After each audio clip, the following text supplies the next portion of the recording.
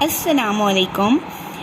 In this lecture, I will discuss the programming exercises but related to conditional logics. So, this is exercise number 1 in which we have to take two integers as input and tell whether first one is a factor of second one or not. Before starting the program or before starting the logic, first of all, let me discuss what is meaning of factor. Factors का मतलब क्या होता है कि किस number पे कौन कौन सा टेबल जाता है, ठीक है। यानी फॉर एग्जांपल हम यहाँ पे नंबर ले लेते हैं 24। सो 24 के ऊपर 2 का टेबल जाता है, यस 2 12 are 24। 3 का टेबल भी जाता है, 4 का भी जाता है, 4 6 टाइम्स 24। 5 का नहीं जाता, 6 का जाता है, 6 4s are 24। सेम एज 8 का जाता है, 8 3s are 24। 9 10 11 और फिर आपके पास 12 का टेबल जाता है। सो अगर आपसे मैं कहूँ कि इस 4 is a factor of 24, so yes. Similarly 6 भी 24 का फैक्टर है, 8 भी 24 का फैक्टर है।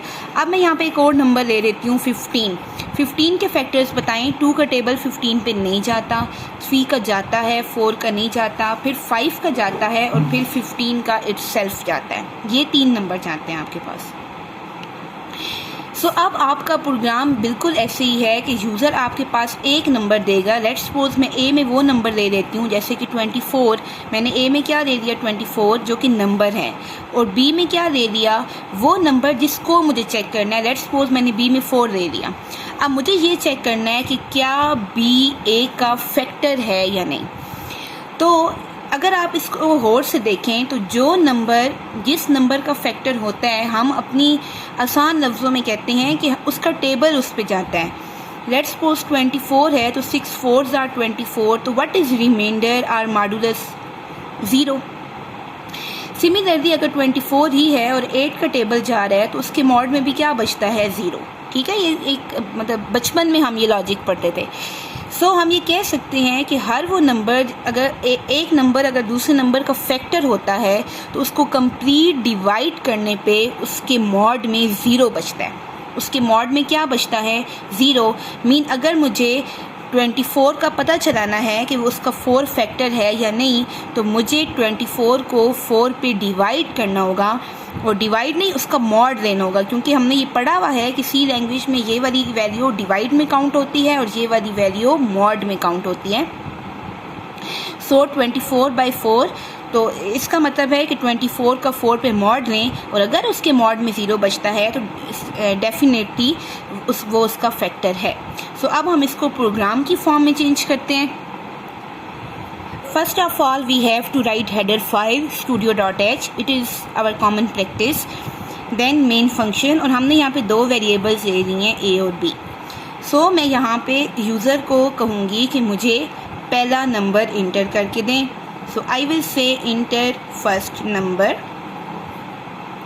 How can we take number from user with the help of scanf?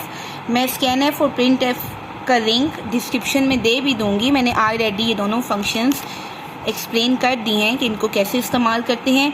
%d because इसकी डेटा टाइप इंटीजर है और इंटीजर का स्पेसिफायर %d होता है, इन्वर्टेड कॉमर्स बंद, और यहाँ पे मैंने पहला नंबर ले लिया विच इज़ a। नाउ मैं उसको कहूँगी कि मुझे सेकंड नंबर दें। So I will guide him enter second number, और सिमिलरली मैं उसको scanf से ले लूँगी %d भी। जैसे कि हम ऑलरेडी लॉजिक डिस्कस कर चुके हैं कि एक नंबर को दूसरे नंबर पे मॉड लेने से अगर 0 बचता है। सो कंडीशनल लॉजिक को कैसे करते हैं, हम लिखते हैं इफ़ इज़ अ कीवर्ड, सो हमने उसको हमेशा स्मॉल में ही लिखना है। सो आगे हमने क्या लगानी होती हैं parenthesis. So what is my second number b, जैसे कि मैंने आपको अभी कहा था कि मेरा फर्स्ट नंबर क्या था 24 और सेकंड नंबर क्या था 4, तो मैं उसी एग्जांपल को प्रोसीड कर रही हूँ इसको कि मेरा सेकंड नंबर फर्स्ट नंबर 24 था और सेकंड नंबर 4 था। सो b mod a, हमने देखा है कि हमें डिवीज़न को डिस्कस नहीं करना, बल्कि हमें मॉड को डिस्कस करना है कि उसके मॉड में 0 बचना चाहिए। और मॉड में क्या आना चाहिए? 0 mean it's equals to 0।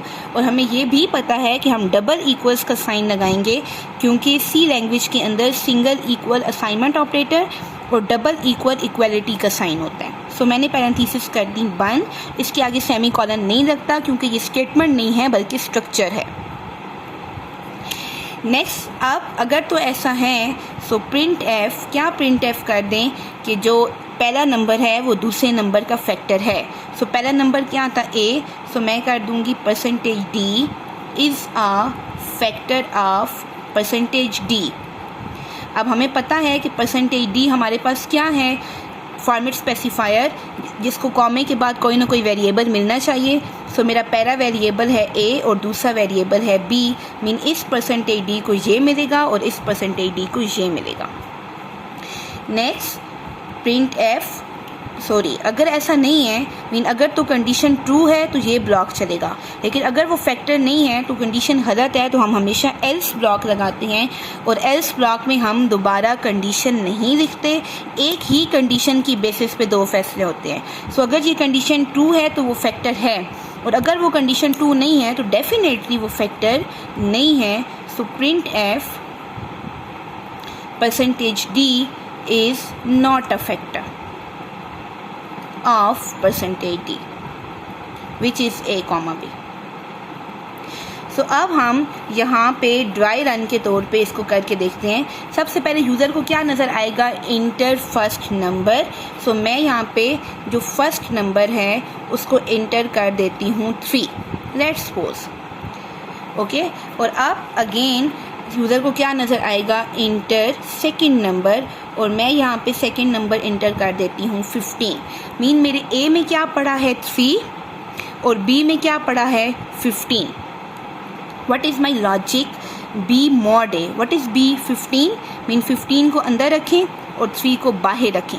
3 5s are 15। इसके मॉड में क्या बचा? 0। I again and again said it is mod and it is division, so we have to pick the mod, not the dividend answer. So 0. अब now 0 is equals to 0. Yes, 0 के बराबर होता है, answer is true. और जब answer true होता है तो ये ब्लॉक चलता है, और ये ब्लॉक स्किप हो जाता है। और इस ब्लॉक में क्या है? Percentage D is a factor of percentage D. What is percentage D? A. And what is A? 3. So we will say 3 is a factor of, what is percentage D again? B. B में पड़ा है 15. So now 3 is a factor of 15. I hope कि आपको programme समझ आई होगी। In the next lecture I will discuss the programming exercise number 2, which have another logic and another method.